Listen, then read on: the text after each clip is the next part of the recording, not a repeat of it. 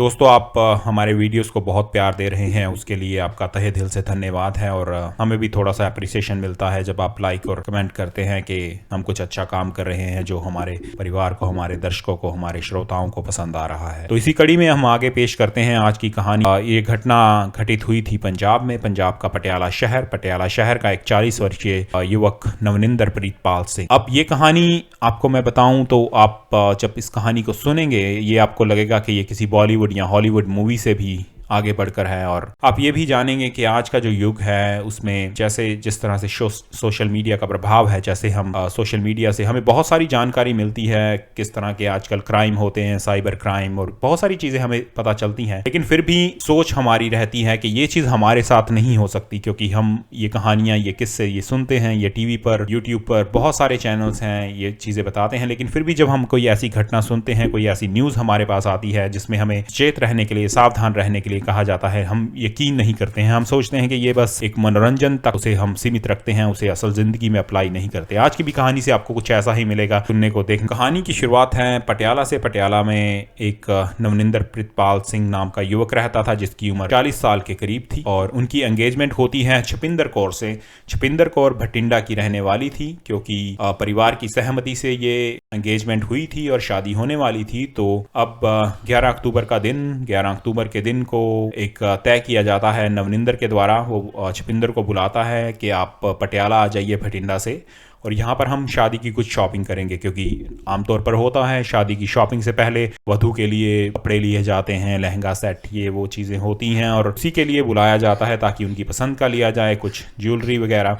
तो ये कहकर उन्हें बुला लिया जाता है। अब छपिंदर पाल कौर आ जाती हैं। 11 अक्टूबर से 13 अक्टूबर तक जो छपिंदर पाल कौर थी वो अपने माता पिता से भी बात करती रहती हैं, क्योंकि 11 अक्टूबर को वो पहुंच जाती हैं भटिंडा से पटियाला और शॉपिंग वगैरह करती हैं। फिर अगले दिन भी शॉपिंग करती हैं और तीसरे दिन भी शॉपिंग की जाती है। तो इन 3 दिनों में शॉपिंग के साथ साथ वो अपडेट देती रहती हैं अपने माता पिता को। 13 अक्टूबर को लास्ट बार उनका कॉल जाता है अपने पिता के पास, और उसके बाद 1-2 दिन तक कॉल नहीं आता है। तो पहले तो माता पिता कुछ खास ध्यान नहीं देते हैं 1 या 2 दिन के लिए, क्योंकि उन्हें लगता है कि अब बेटी शादी की तैयारियों में जुटी हुई है और हो सकता है थक हार जाते हों, कॉल नहीं किया, कोई बात नहीं, 1 दिन मिस हो गया, 2-3 दिन लगातार बात होती रही थी और सब कुछ ठीक था। लेकिन जब 14 को भी कॉल नहीं आता 13 के बाद, और 15 को भी कॉल नहीं आता, तो 15 तारीख को छपिंदर पाल कौर के पिता वापस कॉल करते हैं अपनी बेटी के फोन पर। बेटी का फोन उनके मंगेतर उठाते हैं जिनका नाम था नवनिंदर। तो जब नवनिंदर से बात होती है तो उसके पिता पूछते हैं कि छपिंदर कहाँ है, क्योंकि मेरी उनसे बात नहीं हो पाई, 1-2 दिन से उन्होंने फोन भी नहीं किया। तो नवनिंदर एक नई ही कहानी उनके पिता के सामने रख देते हैं। वो बताते हैं कि 14 अक्टूबर को शॉपिंग के दौरान दोनों में कोई झगड़ा हो गया था। उसके बाद से उनकी मंगेतर, जो कि छपिंदर पाल कौर है, वो कहीं चली गई थी और जल्दबाजी में अपना फोन, अपना मोबाइल, अपना पर्स यहीं पर छोड़ गई। और मैं भी उनको ट्राई कर रहा हूँ रीच करने की, ढूंढने की, लेकिन अभी तक मेरा उनसे संपर्क नहीं हो पाया है और ना ही उन्होंने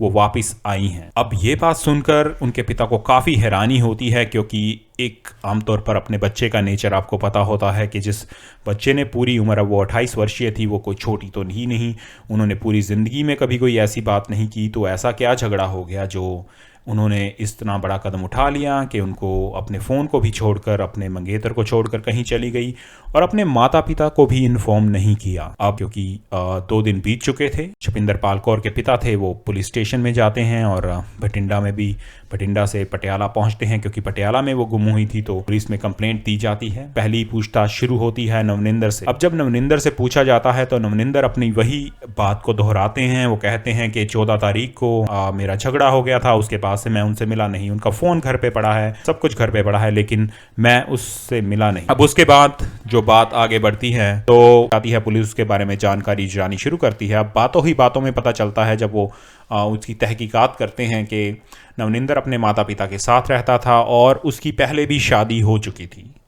ये काफ़ी चौंकाने वाली बात होती है। और जब छपिंदर पाल कौर, जो उनकी मंगेतर थी, उनके माता पिता से ये बात पूछी जाती है कि क्या आपको पता है कि नवनिंदर की पहले भी शादी हो चुकी थी, तो वो इस बात से साफ इनकार कर देते हैं कि हमें कभी नहीं ये बताया क्या कि इसकी शादी पहले हो चुकी थी। अब पुलिस का शक कुछ और गहरा हो जाता है, क्योंकि ये बात, इतनी बड़ी बात, जब आप किसी से रिश्ते में बंधने जा रहे होते हैं और आपकी पहले शादी हुई हो, आपने इतनी बड़ी बात नहीं बताई, तो पुलिस थोड़ा कड़ाई से तहकीकात करती है और नवनिंदर के बारे में और जानकारी इकट्ठी करती है। अब इस बात को खुलासा होने के बाद उनका शक नवनिंदर पर और गहरा हो जाता है, तो वो नवनिंदर को अपनी कस्टडी में ले लेते हैं। कस्टडी में लाने के बाद, क्योंकि नवनिंदर कोई पेशेवर कातिल या पेशेवर मुजरिम नहीं था, थोड़ी ही देर में थोड़ी सी पूछताछ के दौरान ही वो काफ़ी बड़े खुलासे कर देता है। तो जब आप उनके खुलासे सुनते हैं तो आपको पता चलता है कि इस दुनिया में किस तरह के एक साइकोलॉजिकली बीमार जिसे कहेंगे आप लोग रहते हैं।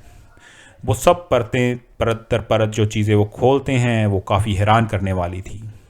पता चलता है कि उनकी शादी ऑफ कोर्स पहले हो चुकी थी और उनकी जो पहले वाइफ थी उनकी नाम था सुखदीप कौर, और सुखदीप कौर से उन्होंने 19 से 20 सितंबर 2021 में अपनी पहली पत्नी का भी कत्ल किया होता है। और ज़्यादा भयानक बात यह थी कि उनकी पत्नी उस समय प्रेग्नेंट थी और उन्होंने जब उसका कत्ल किया, उसकी कत्ल करने का स्टाइल भी बहुत ही अनोखा था। उसने काफ़ी सर्च की, काफ़ी जगह से पता किया कि ऐसे कैसे कत्ल किया जाए। अब यही वो बात है जहाँ पर ये हिंदी फिल्मों, बॉलीवुड, हॉलीवुड को भी मात दे गए।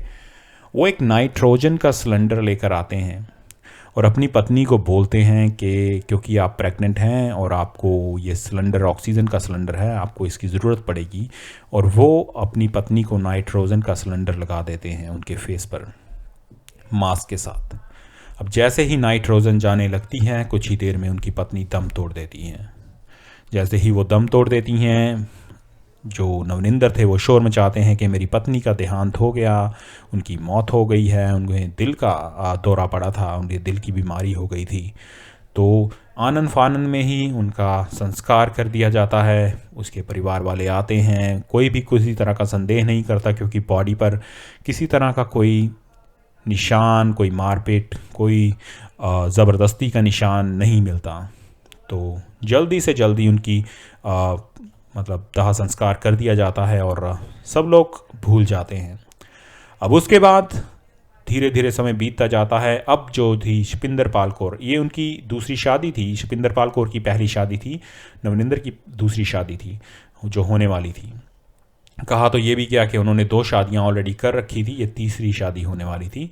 तो शिपिंदर पाल कौर उनके संपर्क में आती हैं, एंगेजमेंट होती है। उनसे बताया नहीं जाता कि ये पहले से शादीशुदा हैं, लेकिन अब क्योंकि पहली बार वो पकड़े नहीं गए थे तो अब उनकी हौसला और बढ़ जाता है कातिल का कि अब जब मेरा पहली बार प्लान कामयाब हो गया था तो अब भी कामयाब हो जाएगा।